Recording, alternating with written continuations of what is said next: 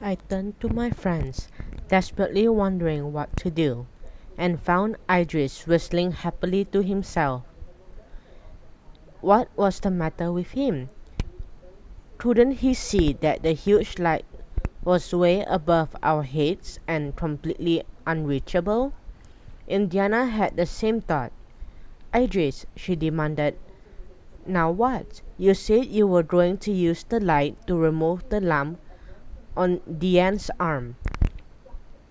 How can you do that if you cannot even reach the light? I do not have to reach the light, Idris said with a laugh. The light is going to reach us. How can it reach us if we cannot move? Diane babbled, wide-eyed and trembling with terror.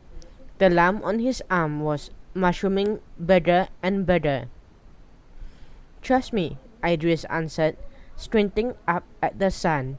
Clouds were racing towards it, my gaze switching from the sky to the massive glass lens. My jaw hung open like a pelican fishing.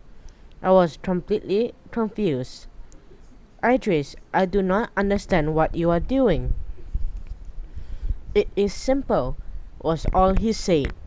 He squinted up at the sun again, watching it disappear behind the clouds. Then crossed to where Diane was standing. He carefully took hold of Diane's swollen arm and lifted it as high as it would go. Ow!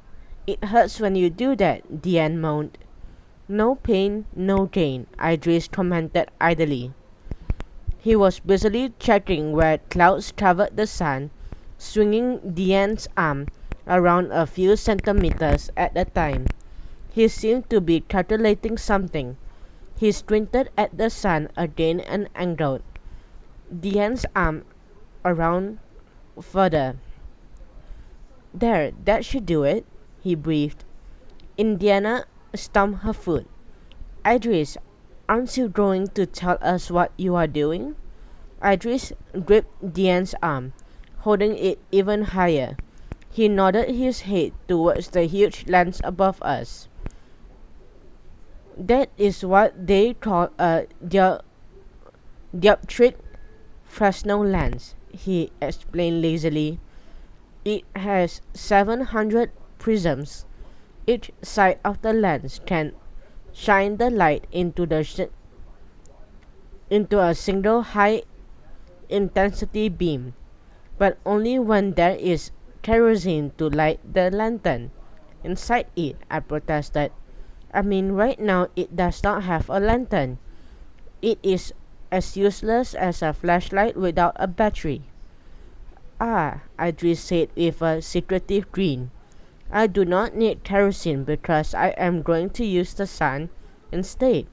When the sun rays pass through the big lens, it is going to just